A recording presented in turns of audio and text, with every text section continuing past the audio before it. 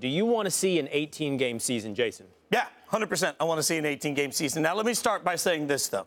You know, when you're a kid and you go to math class and you have to come up with the answer and they ask you to show your work, sometimes you show your work and the work's totally wrong, but you get the right answer. This might be one of those instances. I'm not willing to argue anything that says that this is more safe for the players, but I am going to say that I want 18 games as soon as possible. We've looked at 16 games forever. The 4 preseason games is a joke. People don't like watching it. I understand that. If I can get more NFL football on Sundays, I want more NFL football. I completely disagree. No 18-game schedule. All this 18-game conversation is nothing more.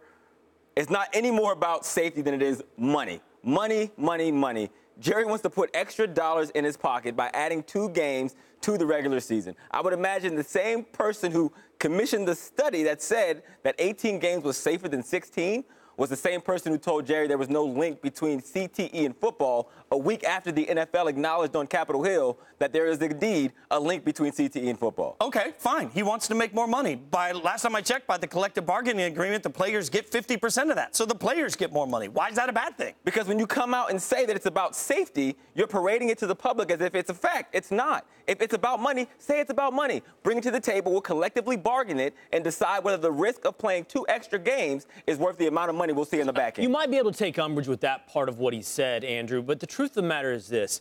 I mean, he did say it's debatable, and I think he tried to use the word spurious in there as well as far as the data is concerned. But, you know, preseason games seem to be ravaged with injuries. Every time I turn around, there's somebody else getting hurt. I've heard guys like you, if not you in particular, Andrew, I've heard guys like you saying when you play at full speed and everybody's trying their best and not holding back, you get hurt when you play half, when you hold back. By putting a regular season game in instead of a meaningless preseason game, I mean, I don't have the data. I can't see exactly what data Jerry's talking about. Mm-hmm. But on the surface, it's not completely crazy. Well, it's not the same argument. Cutting down the preseason is not the same as adding 2 regular season. Those are completely different arguments. You could say I want to add 2 extra regular season games, and I also want to cut 2 preseason games. Just cut the preseason games and keep it 16. If you want to go to 18, we collectively bargain it. Yes, there's more players injured in the preseason because approximately 1,184 extra players are there. The rosters are cut down. There is no activity in America that is inherently dangerous that you can increase by 13% and make it safer. If I play in traffic 13% more than what I do now, that does not decrease my chances of being hit by a bus. Again, you're stuck on the safety element, and I understand that. But let's understand, you said earlier that collectively bargained and that it's all sort of conjecture at this point. But that he's not talking about wanting the money. The fact is that's what both sides are doing right now. The Players Association coming in with their statements about the franchise tag, the Players Association with their statements about marijuana testing. All of these issues are things that they want collectively bargained. So they come out and they sort of get it into the conversation however they want. The NFL has made it clear. And, in fact, I went to the NFL symposium here with ESPN where they talked about their main focuses for this year. Number 1 focus, player safety. Why are they saying that? Because they want to preach a message of player safety that will allow them to justify the addition of 2 extra games in the collective bargaining agreement. That's why there's new rules on helmets, not just helmet tackling. There's new rules on approved helmets. That's why they're constantly changing the game.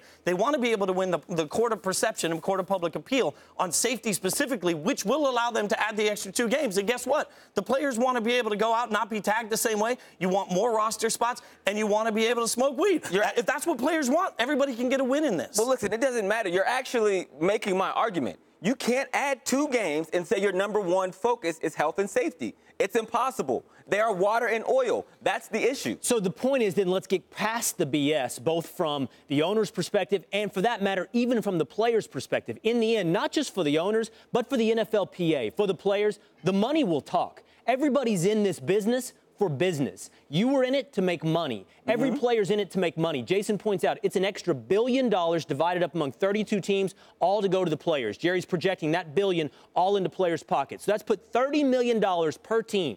That means, on average, each player an extra $500,000 a year. Now, I'm sure that's not going to be divided up evenly. So the star players are going to get more, right, and the vet minimums are still going to get less. But you know what? Let me ask you a question. If somebody said to you, 2 extra NFL games, but you get $100,000 per game more, you're not signing up for that? Nope. Come on, Andrew. I signed with the Patriots over the Chicago Bears, and they were offering me double. Look, here's the problem. I understand that it says we're putting $500,000 in every player's pocket. This was also an issue in the last CBA, and we didn't do it for that reason. There has to be a line drawn somewhere. Our health and safety long-term as players has to be more important than the money. Now, if they want to have this conversation and not say, as is, we'll add $500,000 to each player's pockets, give up some of that rev share. I can almost guarantee you they wouldn't be willing to part with some of those percentage points in the collective bargaining agreement for those 2 games.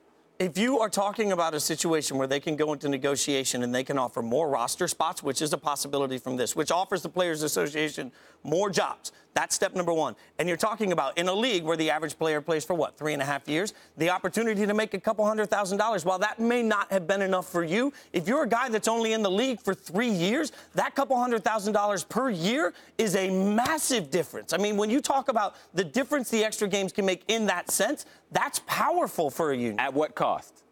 That's the question. That's why health and safety and adding 2 games are always exclusive, because that's why they're trying to tell us right now this. that the game is getting safer, because what they're going to do is preach a message that now that we've made the game safer, 2 extra games doesn't matter. That's the message they're going to preach. I want to say this really quickly. I think a player's perspective on so many things is valuable in so many ways, but there are times when I think the fan's perspective also has to be valued. So I'm curious how you feel about this. I want more football.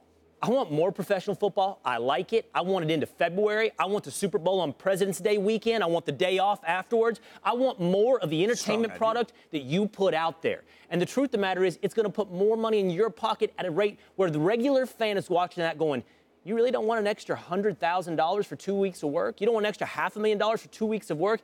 From the fan's perspective, I got to say, Andrew, it looks like a no-brainer. Yeah, it might look like a no-brainer, but that is not how the NFLPA works. That is not how the players' union works. They don't make every decision based on the amount of max dollars we can put in our pockets. Health and safety is important, even more important to the players than anybody else, because they're the ones who have to deal with it.